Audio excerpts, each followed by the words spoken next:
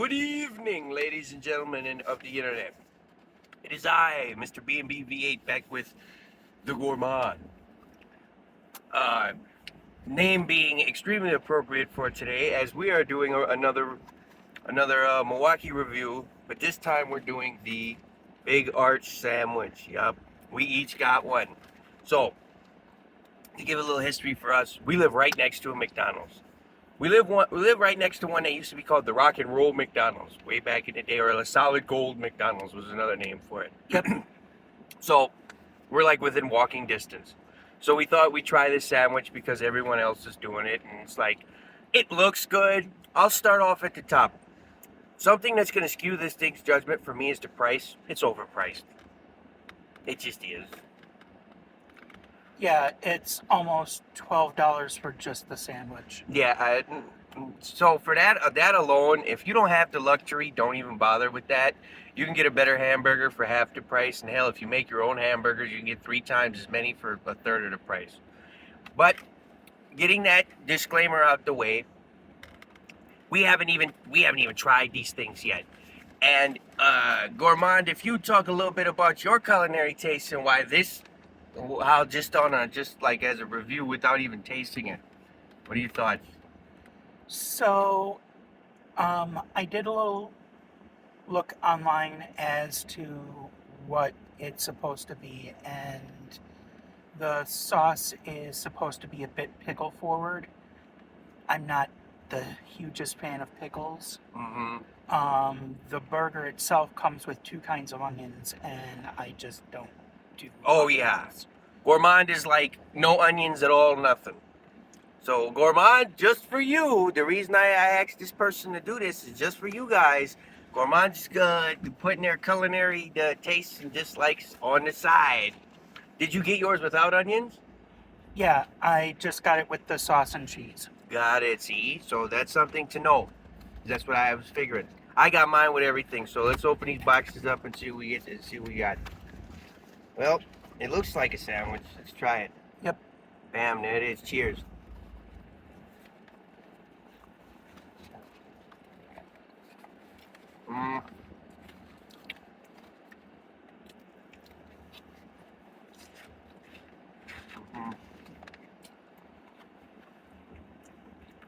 That's too much.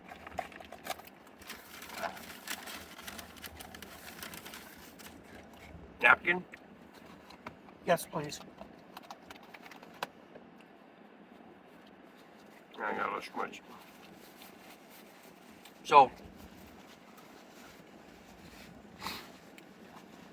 okay. Folks. So we give all our stuff out of 5 here around here, right? Mm-hmm. Now I'm gonna finish this because we spent money on it.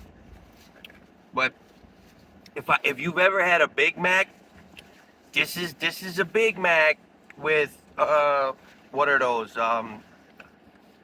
called? Those fried onions, or what are those? Those little basically the things you make that famous casserole with green beans. Yep. French fried onions and mushroom soup. They got those like French fried onions or whatever. They come in a little square thing. That's basically it. This is a hyped up Big Mac. Right now we know why that CEO couldn't do it. Because if you've had one, you've had them all. Shout outs to Wendy's for their CEO making the Baconator and then eating it in like 3 bites, because yeah, Gourmande, is that your usual burger? Like the Baconator? You get like the Baconator with stuff, right? Yeah. Yeah, Gourmande? so I usually get the Baconator. So my favorite burger, no, that's not true. My favorite burger anywhere is Gillies. Yeah. Followed by a pub burger from any place that knows how to make a good pub burger. Yeah, we got a good place called Big Deal Burger, not Yep. too far from us, across the street from the State Fair Park Grounds, Wisconsin State Fair Park Grounds. Yeah, but those styles aside, once you get into fast food burgers, my favorite is the Monster Burger from Hardee's. Oh yeah, yeah. Especially if you replace it with the Frisco bun. Oh wow, yeah. Now see, we're getting in deep here, folks. You gotta understand, this ain't just your regular old review. We know some stuff like that Monster Burger. So Hardee's / Carl's Jr. See, out here in our neck of the woods, we have Hardee's still. Yep. Now there's not many, and they're not necessarily close to where we are, but man, it's worth the trip, especially if you know exactly what you're gonna get. Yep.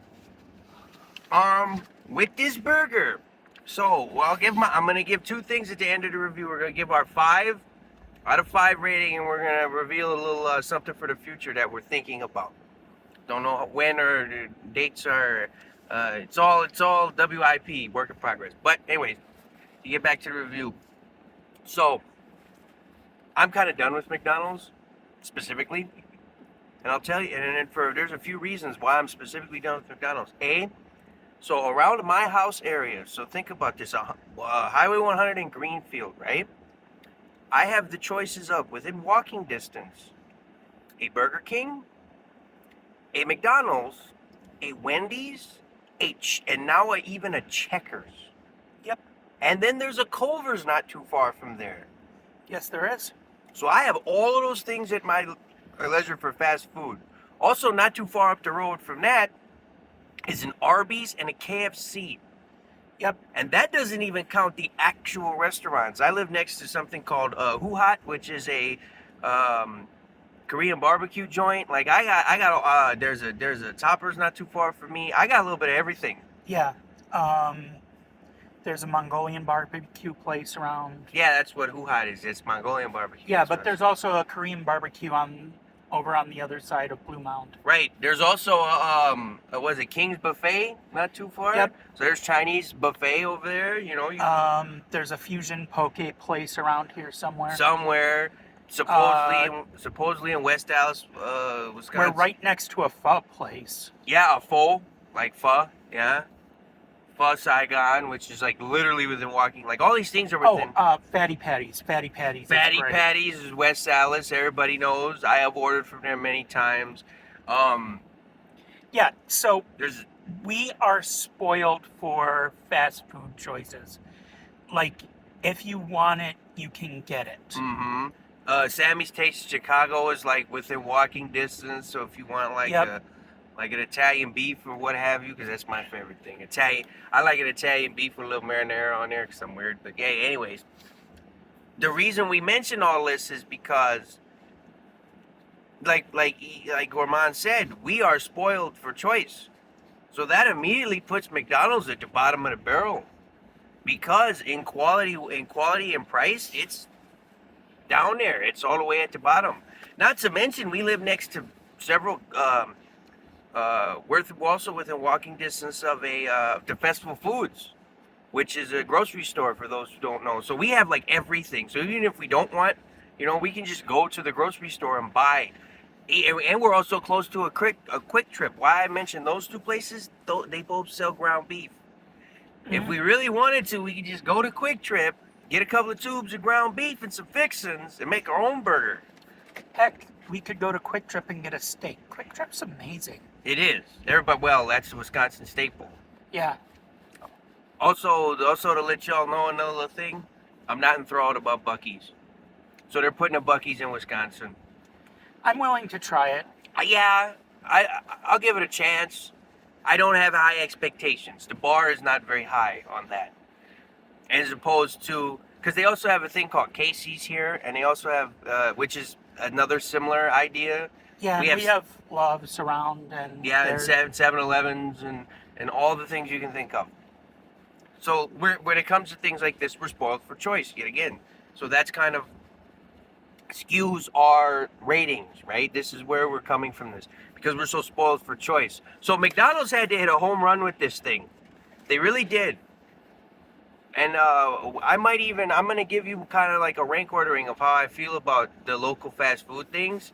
So at the bottom, we're going to go from the bottom up. So the first one is the worst one. Coming in dead last is McDonald's, followed by Burger King, Then Arby's is above that, and I'm a big fan of curly fries. And then above that, I put Wendy's, and then Checkers is like, and Checkers and Wendy's are kind of fighting for each other. Well, I think Wendy's edges it out. Wendy's is probably my favorite fast food joint right now.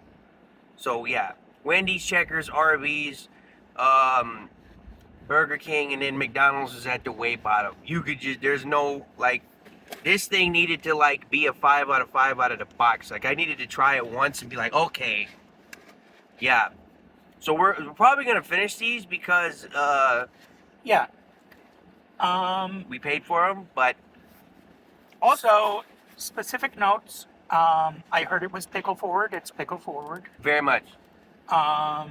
There's a little bit of mustard taste. There's supposed to be some kind of spice and tomato taste to that sauce, and I wasn't picking that up. No.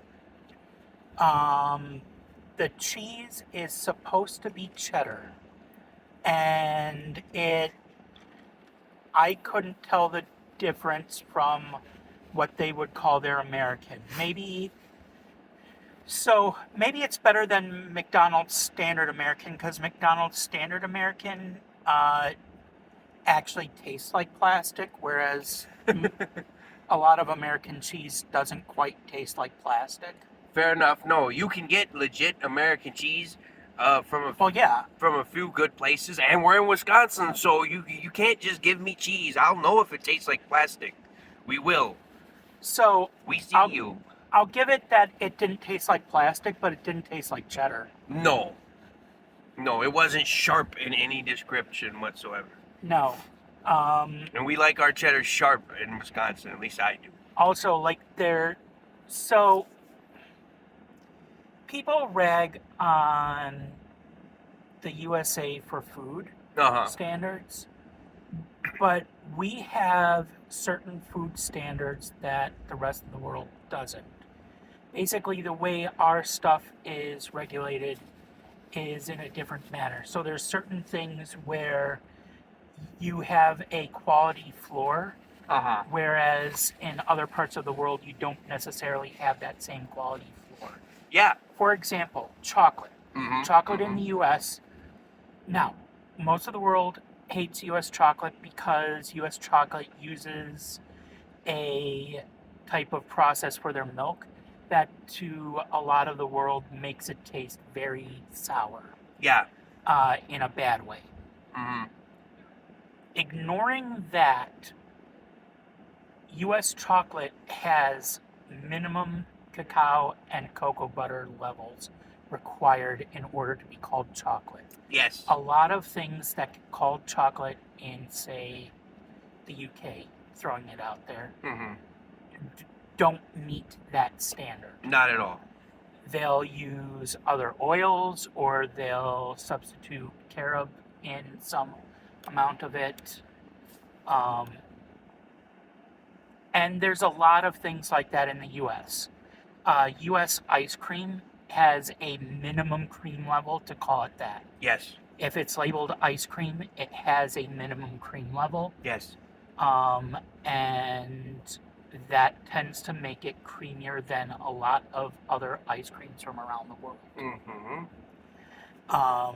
Also, the amount of air in the ice cream is regulated, so the amount you can whip your ice cream is regulated. American ice cream tends to be whipped versus your gelato style. Oh, so they hit it with something that's kind of relevant to what we're talking about. You get a lot of, because of like Culver's and things and Butterburgers and things in Wisconsin, you get a lot of custard, right? Yep. What's the as Gourmande is the font of trivial knowledge, hit us with the difference between ice cream and custard. So the difference between ice cream and custard is the process. Yes. Ice cream can use a custard base. Most in the US does actually use a custard base. Not all of it does. Frozen custard always uses a custard base. Custard means that there's eggs in the ice cream. Yes.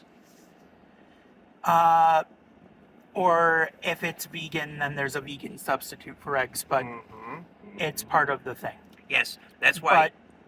But the process for making frozen custard is that you use a machine called a continuous freezer where you feed the ingredients in on one side, it goes through, and out the other side comes fresh custard. So it's a single machine that does the entire ice creaming process. Yes, that's why you see those large slews of ice cream and like almost a tube, and then they cut it off with the machine, like chunk, and it comes off in a cut, and then it fills your Yep. thing. The reason why I even asked Gourmande to make mention of this is because in Wisconsin you'll see a lot of things like, you know, Culver's frozen custard, right? Burger and frozen custard. We actually have a place that's not too far from here also that's I consider way better than Culver's, which is called Oscar's. Yeah, Oscar's is good. Which is another local joint that's very similar to a Culver's, except it's more local, and it's halfway between that pub burger. It's like one notch above Culver's and one notch below Gillies. Like it's in between. Yeah. Yeah. That's probably where I would place it. They also have a few unique items that I like. For example, when I go to Oscar's, I always get something called the patty melt. You know what I'm saying? I love how this video is just us talking about local fast food in Milwaukee. Well, no, this is relevant because this is what we have to compare it to. Because No, it totally is. It makes sense. And the story about the U.S. food laws is relevant because cheddar is one of those things that's regulated by U.S. food laws. And we're in Wisconsin, so we're going to give you the cheese rundown. Cheddar in the U.S. does not mean from cheddar, UK.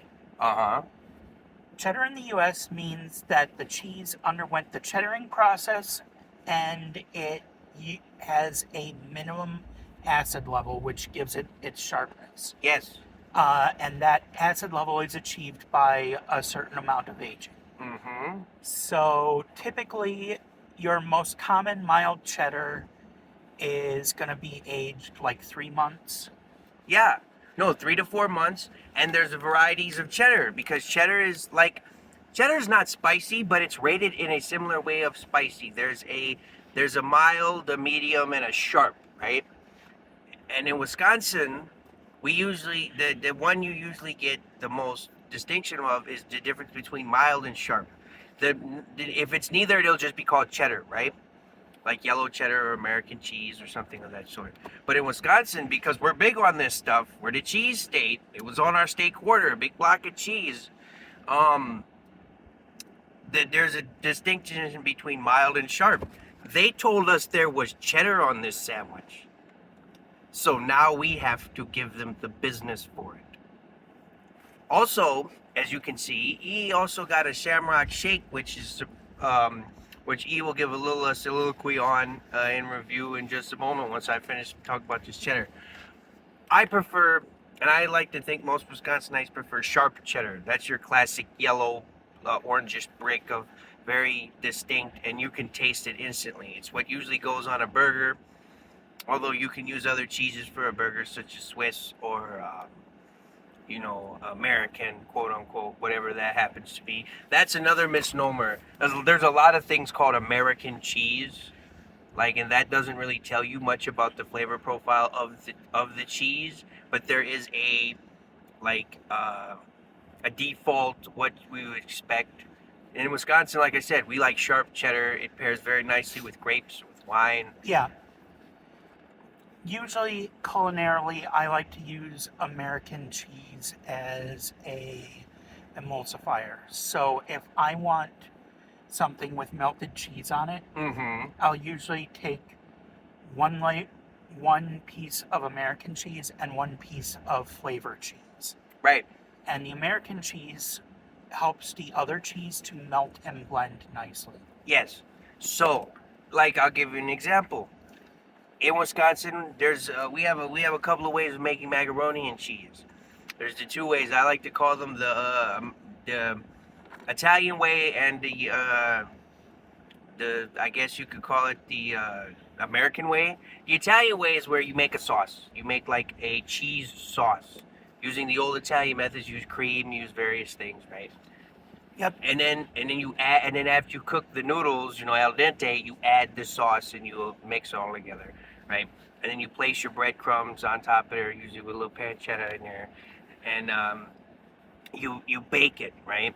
But the thing that's distinct for macaroni and cheese is at some point you have to bake it. American cheese is something you may actually use if you make macaroni and cheese. Although I don't know how the Gourmande would do it, but like, what cheese would you choose for like macaroni and cheese? So for macaroni and cheese, if you don't want to use American, you can use a soft cheese like a low moisture mozzarella to aid your melting. You need something to help it melt. So macaroni and cheese requires a hard cheese like a cheddar, and you usually want some kind of emulsifying type cheese to help it melt. So that's why I use it as an example when he was talking about what is American cheese used for, emulsification, so on, right? Yeah. That's why I made mention of it. And then you place your breadcrumbs, however, and I like using a little bit of bacon fat in the breadcrumbs, but that's the point is we know our cheese here in Wisconsin. Mm. So why does that bring it back to this Big Arch sandwich? They told us it was cheddar. We're just happy it wasn't their usual plastic. Yeah.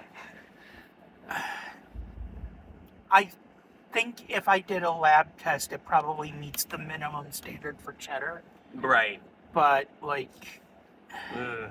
or they might have like a footnote that says that it's processed. Right. Yeah. No, it's well, you can taste the processed. Now, and then there's even levels of that, right? I'll get into that too. So cheese, right? Processed cheese. Let me tell you what the good kind is versus the not good kind. Kraft singles, those are used for 100 things. They're all right. It's not the worst. The good processed cheese is the Cheese Whiz, the squeezy stuff that comes out of the can. That's the stuff you want to use. For example, if you're making sloppy joes, you put that on the bun. You put a little bit of this, Cheese Whiz on there with a couple of, Doritos of your choice flavor-wise as a side to go along with your sandwich, your sloppy joe, and bang, there you go. That's how I like to do it. Yeah, and I don't know if it's the German influence or what, but buttering buns is super common here. Even for things like a sloppy joe, where Yes. if you're watching maybe other people prepare a thing online, you wouldn't see that. No, right? we always toast our buns. So, what I will now to say something good about the Big Arch. Right now, as I remember it, it might be the best sandwich you can get at McDonald's. I haven't had the hot honey chicken sandwich, but I don't have very high hopes for that because that's just hot honey and that's just a fad sauce. That's everybody knows that. This is probably the best thing at McDonald's, but then the price drags it all the way back down to the floor for me. Yeah. Because I'm comparing that to what I can get even fast food wise for $11. Yeah. If you just went to another fast food place and got chicken nuggets, is it beating out chicken nuggets? I mean, come on, man. Like, it's rough. It's rough out here in these fast food streets. Like, if you can get them on a deal, the McDonald's chicken nuggets are probably still my favorite. But not on a deal, they're really hard to justify the cost these days. What about sandwich, though? Like, for sandwiches? Like, if you had to get a burger from McDonald's, would this be it? If I had to get a burger from McDonald's... Is this beating out the classic good old-fashioned Big Mac? For me, this is really hard. Right. Because it's $3 difference, and there are differences, but, for example, no middle bun. No middle bun? The sauce is different? But... And I've grown accustomed to that Big Mac sandwich sauce. I'm probably going with this one, but...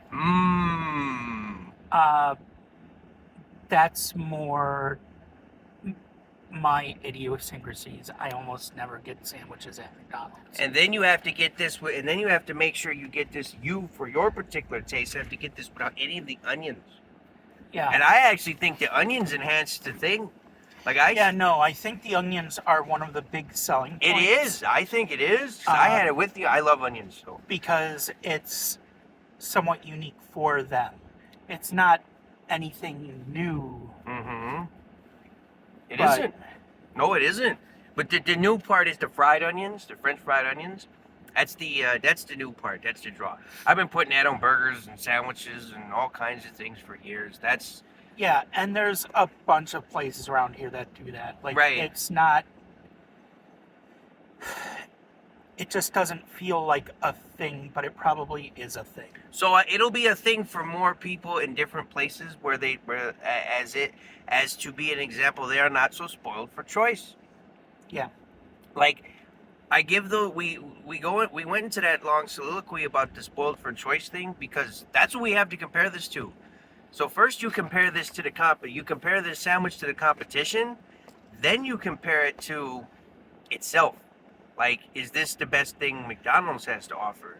And for Gourmande it wasn't, and for me, I'd much rather have a Big Mac. And the chicken nuggets is going to be hard to beat too. Like getting a 20 pieces chicken nuggets with 2 large French fries and like 6 sauces and like a shake. No sir, like you're not beating that. Because they have these things at McDonald's, these deals. If you ever go on DoorDash McDonald's, which I don't suggest anyone do, but you can. If you go look on that list, they have these things called deals where they'll give you so many things. You can go into McDonald's and say I want X deal, right? One of them is like 40 pieces of chicken nuggets or like 20 chicken nuggets, 2 chicken sandwiches, and like 4 French fry things, right? Yeah. And this isn't beating anything like that. No. So like I wouldn't even say this is the best thing at McDonald's because the chicken nuggets are still number 1. And then you can get the hot honey sauce for the chicken nuggets. I do like McDonald's breakfast sandwiches. Right? And is this beating any of those? Like this, oh no, the steak and egg bagel? Like is that beating it? You know what I mean?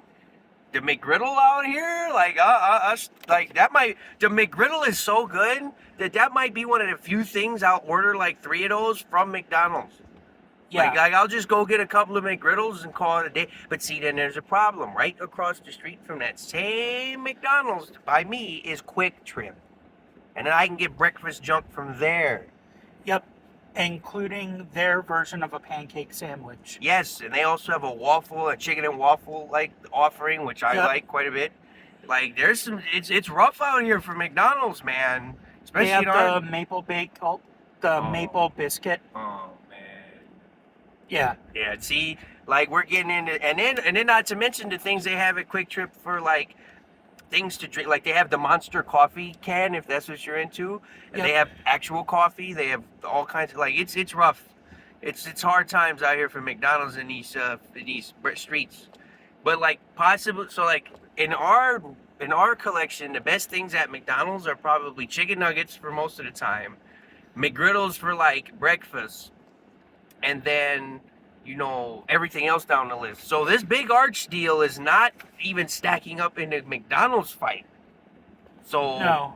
So we're gonna cut into before the shake. So Gourmande got a Shamrock shake, a small one. So Thoughts? the taste is like I remember, but there's like just a little thing in it that seems off, and I can't quite place it. And I think it might just be a subtle formulation change from the last time I had it, which admittedly it's been a few years. Because, we're talking all this stuff, right? Mm-hmm. But the reality is you do the thing where you order the 3 McGriddles and then you go for your 2-mile jog. Right. Yeah. Try to burn off those calories. No, not. Like that's not happening. No, if you're gonna have a workout day, you shouldn't be having any McGriddles. You shouldn't be having any McGriddles. But No, but this is America. I digress. The point is, yeah, but no. So now it comes down to the brass tacks, or as they say, Gambino, everybody. right? Yeah, Childish Gambino. As it comes down to the brass tacks, nut cutting time, if you will, to use a phrase. Out of 5, what are we giving the big arch? would you like to go first, Gourmande? And no halvesies. We only do like actual numbers here. Sure.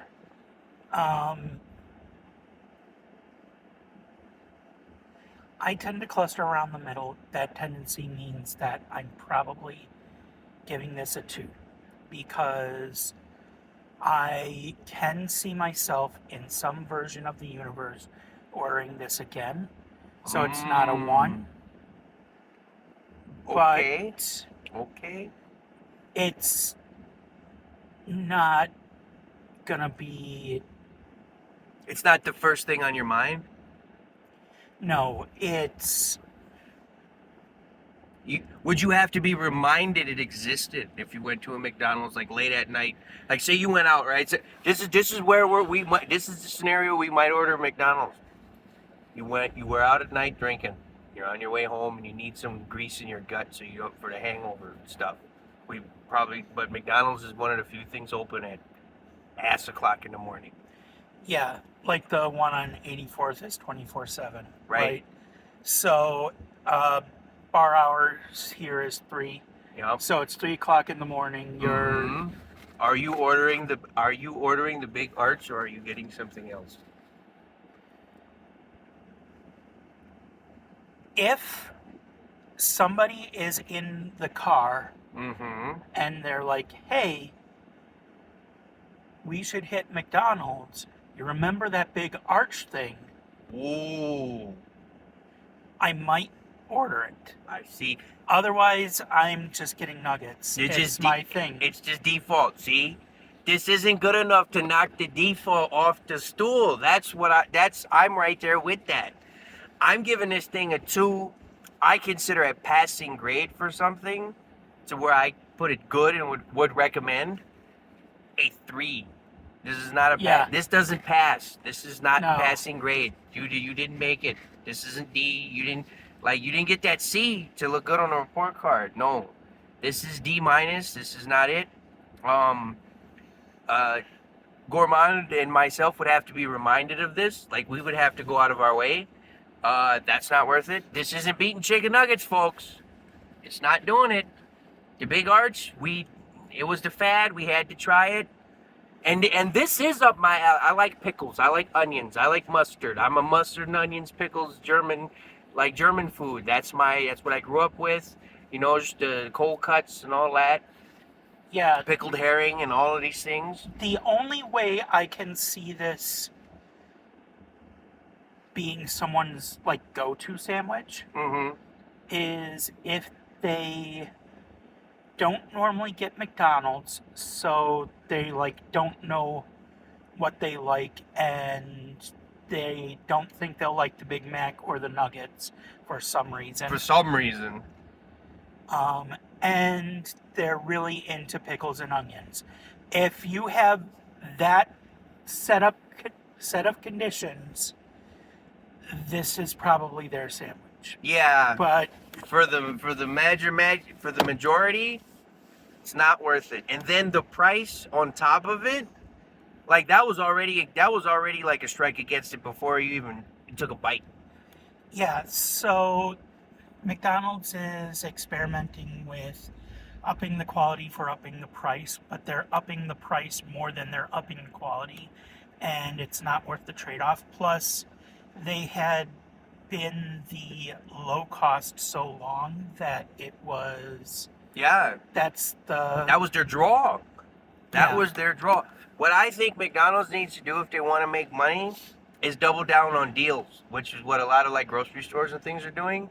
So for what I mean by that is like bundles. Like for $20 you can get X, Y, Z, A, B, and C, and see how much they can squeeze out for $20 for like someone.